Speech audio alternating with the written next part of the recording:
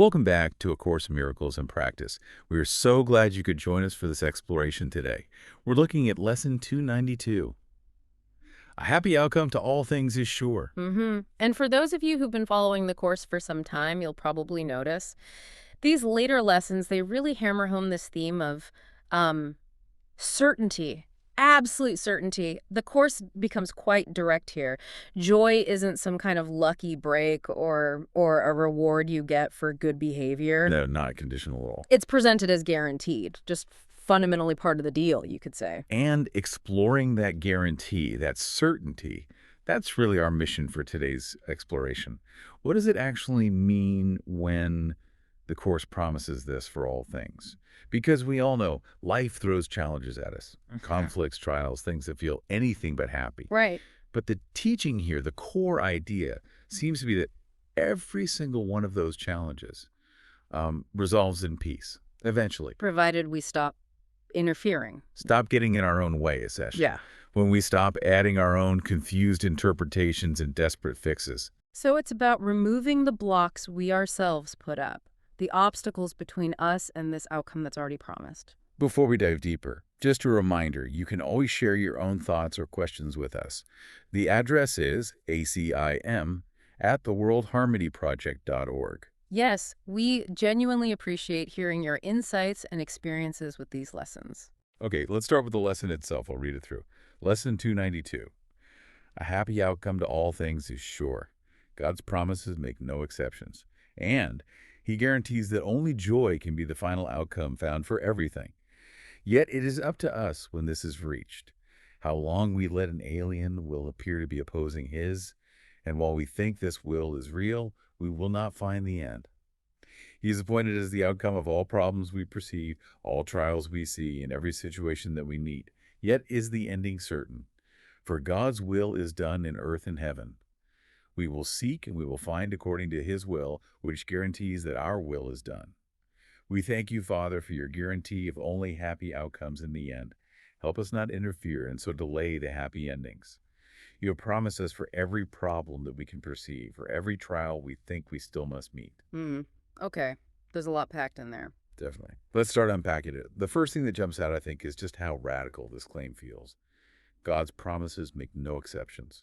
If we take that statement at face value within the Course's framework, we have to confront this idea that every single thing, not just the minor daily frustrations, but the big painful things, grief, loss, profound struggle, the lesson says even those conclude in joy. And that's often the first major sticking point for people, isn't it? The ego flares up immediately.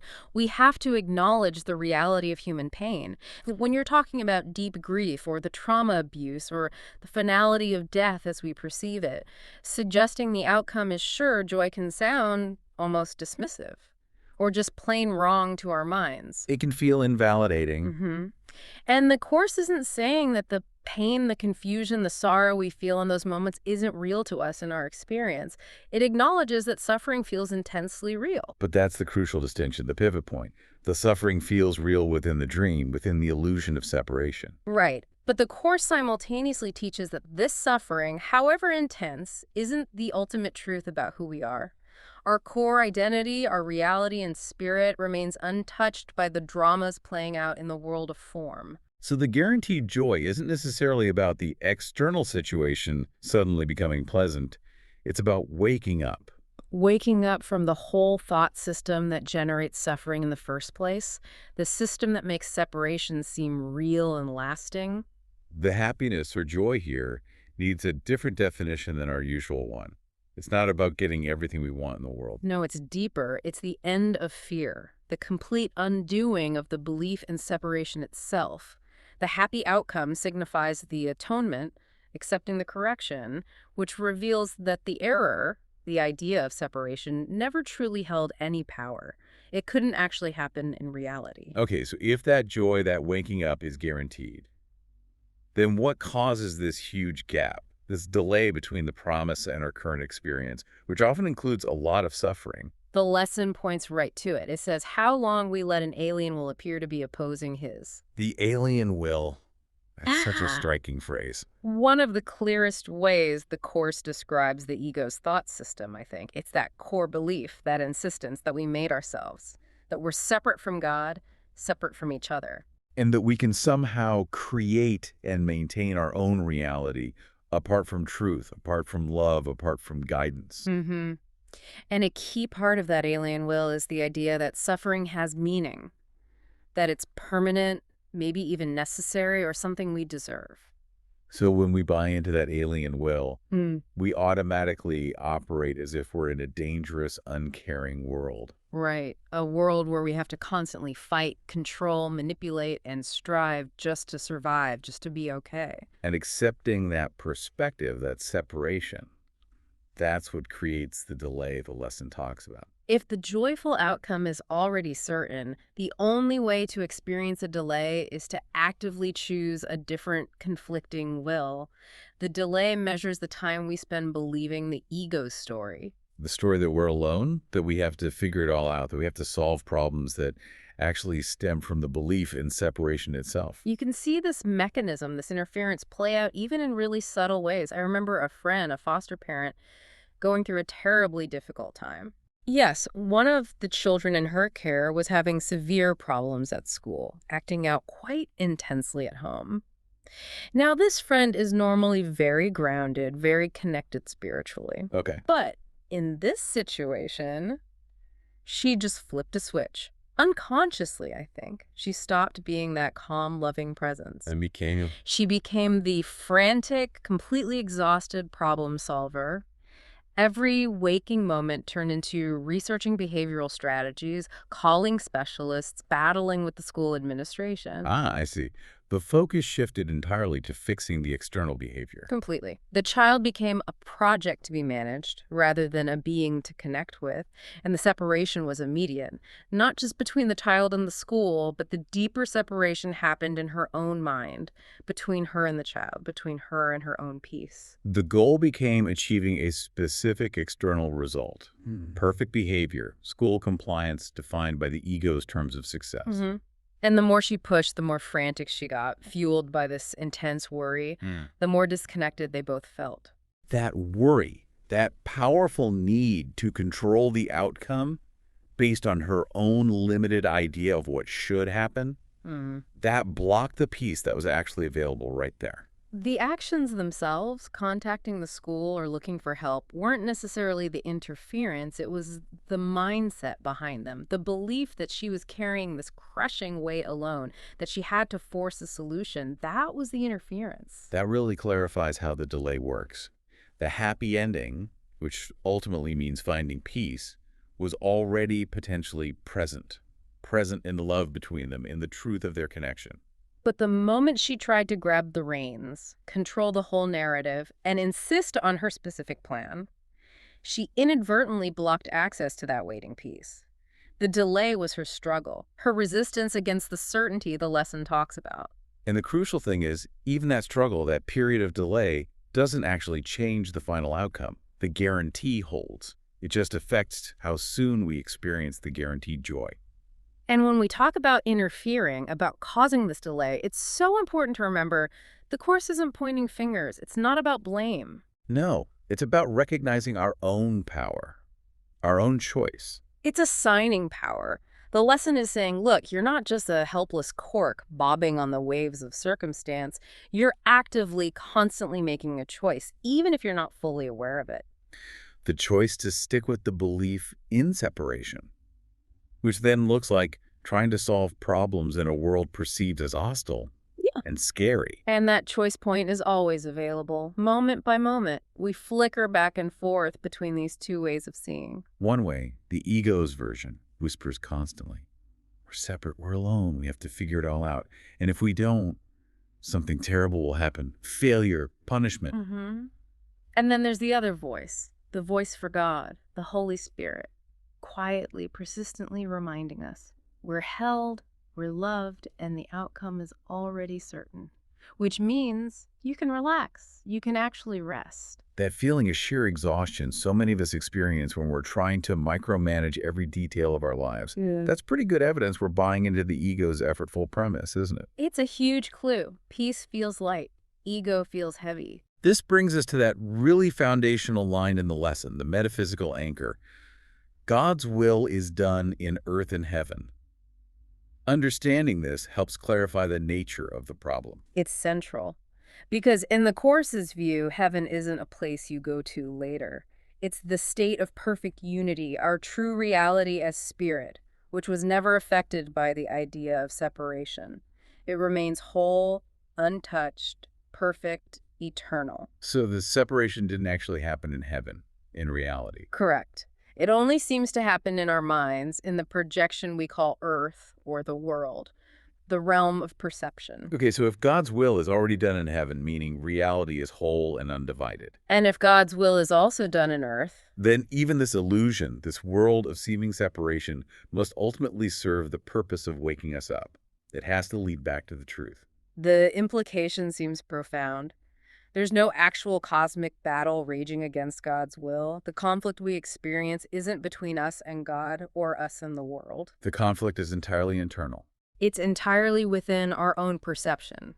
It's only about how we're seeing things. That's the only place the fight exists. So interference then means treating our own limited, anxious plans, the ego's strategies for survival, as if they're more real or more potent than God's guarantee of peace. Interference is basically believing that our frantic effort creates peace. When, according to this lesson, peace is what's revealed when the fear-driven effort stops. We get caught in that illusion of time, don't we? Thinking we have to strive, overcome obstacles, reach some future point where joy finally happens. But the lesson flips that. It says joy is the guaranteed starting point, the underlying reality. The perceived delay is just the time we spend looking away from it, insisting our own struggles are necessary to earn what's already given. And look how the lesson phrases it next. All problems we perceive, all trials we see. The emphasis is squarely on perception. So the external event, losing a job, getting sick, facing a relationship crisis, that situation itself isn't labeled a core problem. No. The problem lies in the mental framework, the filter through which we are viewing that event. It's the meaning our ego assigns to it. If I lose my job, the ego instantly supplies meanings. I'm worthless. My future is ruined. The world is fundamentally unsafe. And accepting those meanings as true, that's buying into the alien will. That's the problem the Course is addressing. You see this contrast all the time. Two people can face almost identical external circumstances, say a major financial setback. Okay. One person sees it as utter catastrophe, proof of their inadequacy. They spiral into fear and despair, effectively locking themselves out of peace for who knows how long. They experience a long delay. While another person facing the same setback might feel disappointment, sure, but they might see it as maybe a course correction, a chance to reassess.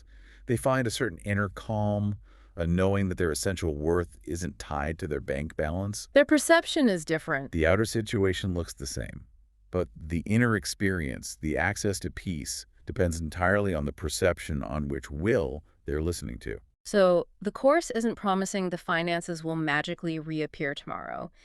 It's promising that shifting our perception, letting go of the ego's fearful story about the finances, allows us to find the peace that was actually there all along, underneath the panic. A peace that isn't dependent on the form looking good. The happy outcome is recovering our awareness of that fundamental inner stability. We stop making our inner state conditional on external events lining up perfectly. Okay, so becoming aware that we are interfering, that we are choosing the alien will. That's the first big step. Awareness is key. Then the prayer gives us the practical direction. Help us not interfere. So the big question becomes, what does non-interference actually look like? Day to day when the bills are due or the kids are screaming or the deadline is looming. Right. And it's definitely not about becoming passive. It's not about just sitting back and doing nothing, waiting for divine intervention to pay the rent. We still live in the world. We still have responsibilities, actions to take. Of course. The shift isn't necessarily in the action, but in the motivation behind the action. And crucially, in our attachment to a specific outcome. Non-interference means recognizing where the ego is helpful and where it's just not. Maybe the ego can help organize a schedule or figure out logistics, Sure, practical planning has its place. but the ego is fundamentally incapable of delivering lasting peace. So non-interference means letting go of the ego's insistence that things must turn out a certain way for us to be okay. When we can do that, our actions start to feel different. They become more inspired, maybe, guided by intuition or a sense of rightness, rather than driven by that frantic, white-knuckled fear. That's the difference, isn't it? Acting from a place of underlying peace versus acting out of fear and desperation. When you act from peace, even if the task is difficult, there's a lightness to it, a focus. You do what needs doing, but the outcome isn't carrying the weight of your entire sense of self-worth. Whereas when we're interfering, when we're operating from the alien will, the action feels heavy, stressful, loaded with anxiety. We're convinced that if we just push harder, worry more, control better, we can force the universe into the shape we demand. Which is exhausting. So maybe a practical guideline could be something like this thought, I'll do the loving thing right now, but I'm not going to insist it has to turn out exactly the way I want it to be okay. Oh, I like that. That captures the balance beautifully. You take the next constructive, loving step that seems appropriate, but you consciously release the demand that the universe conform to your specific blueprint. You acknowledge you don't have the whole picture. And that release, that surrender of outcome control, that's actually an act of immense trust, isn't it? Trust in the guarantee the lesson talks about. It feels like surrender, but maybe it's really an acceptance of where true power lies. We often think surrender means weakness or defeat. But in this context, it seems like the opposite. It's acknowledging our spiritual power, which isn't about controlling forms, but about choosing peace. Do you have an example from your own experience? A time you felt that interference, that desperate need to control, and then shifted? Oh, definitely. Many times. But one really stands out from the early days of the COVID situation. A time of huge uncertainty for everyone. Massive uncertainty. And personally, I was navigating a major transition at work. The ground felt incredibly shaky, and I became absolutely consumed by fear. Fear about what specifically? Fear about what the external changes, the potential job loss, the shifting industry meant about me, about my stability, my professional value, my identity even. Understandable. That kind of fear naturally kicks the ego's control mechanisms into high gear. It really did. I spun this incredibly complex, stressful narrative in my head about what success had to look like to prove I was okay. A specific outcome you felt you needed. Yes, a specific title, a certain salary range, all within a very specific time frame. And I drove myself into the ground trying to manage every single variable, sending emails late at night, constantly running worst-case scenarios, rehearsing imaginary conversations. That sounds exhausting. That anxiety was the interference. It absolutely was. Yeah. I was actively delaying my own peace by trying desperately to force a future that felt safe, according to the ego's definition. So what happened? How did it shift? Honestly, I just hit a wall. Pure physical and mental exhaustion. I completely ran out of steam. Not a lightning bolt moment, just No. depletion. Total depletion. The ego's energy reserves were just gone. And in that state of near collapse, something gave way. I surrendered. Not in a noble spiritual way initially, more out of sheer defeat. I remember thinking, okay, I clearly have no idea how this is supposed to go. And this level of stress, this constant managing, it's just not sustainable. So you let go of trying to steer the ship so tightly. I decided I had to stop trying to micromanage the entire future and instead just focus on handling the very next thing, the next email, the next task, as calmly and present as I possibly could, without attaching my entire well-being to the outcome of that single action. That switch from frantic managing to just doing the next indicated thing without demanding a specific result. Yeah. That sounds like the core of applying Lesson 292. And the result was really instructive for me because things did not unfold according to my carefully crafted, ego-driven plan. Not even close. The form looked different. Completely different. The job title, the timeline, the specifics, all different. But the content was peace. Because I wasn't mentally locked into demanding that one specific narrow outcome anymore. I suddenly had space. Mental bandwidth opened up. I felt more present, less frantic, and interestingly, new opportunities and resources started appearing, things I'd completely missed when I was so tunnel visioned on my original plan. So the happy ending, in that case, was the peace you found by getting out of your own way. That peace arrived before the external circumstances fully settled into their new form. The peace showed up the moment I stopped fighting reality, stopped interfering with the flow. The inner realization of safety, of okayness, actually preceded the better external circumstances. Which suggests the happy outcome, the joy, starts manifesting internally as soon as we quiet down the ego's fearful narrative. We experience it before the world reflects it back perfectly. I believe so. Now, connecting this back to the lesson's prayer, that final line is fascinating. God's will guarantees that our will is done. Right. This really sets the course apart from ideas about just passively submitting to some external divine plan that might be against our own desires. It's not asking us to sacrifice what we truly want. Not at all. It's redefining what our true will actually is. It's clarifying that our deepest, most authentic will is the will for love, for unity, for peace, for joy.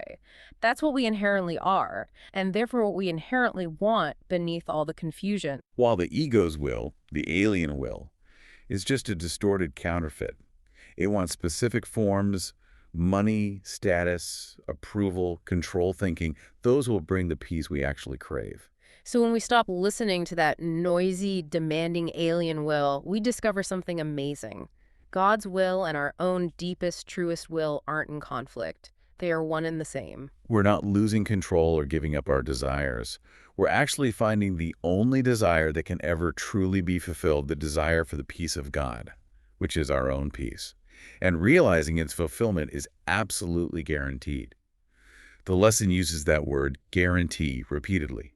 And in the spiritual context, that word just lands with such power, such finality. It does. A guarantee implies certainty, absolute certainty. It removes the need for doubt, for struggle, for trying to earn a good outcome. Which is so different from how we usually navigate the world, isn't it? Completely. We tend to live in the realm of hope. We hope things work out. We hope we stay healthy. We hope our relationships last. We cross our fingers. Or we feel we have to constantly strive, constantly prove ourselves worthy, constantly exert effort to deserve good things or to ward off bad things. And that background hum of uncertainty, that reliance on fragile hope instead of solid certainty, that's the very thing that keeps the ego's whole fear-based system operational. If the outcome isn't guaranteed, then vigilance seems necessary. Control seems necessary. Worry seems productive. Right. If things could go terribly wrong, then we feel we must stay on guard, manage everything, plan for every contingency, exhaust ourselves trying to prevent disaster. That constant low-level or high-level fear fuels the ego. But a spiritual guarantee that changes the entire psychological landscape. Imagine for a moment if you knew with absolute unshakable certainty that your fundamental well-being was secure, that you would end up joyful and whole, regardless of the specific twists and turns the world takes. How would you live then? How differently would you approach things? Maybe.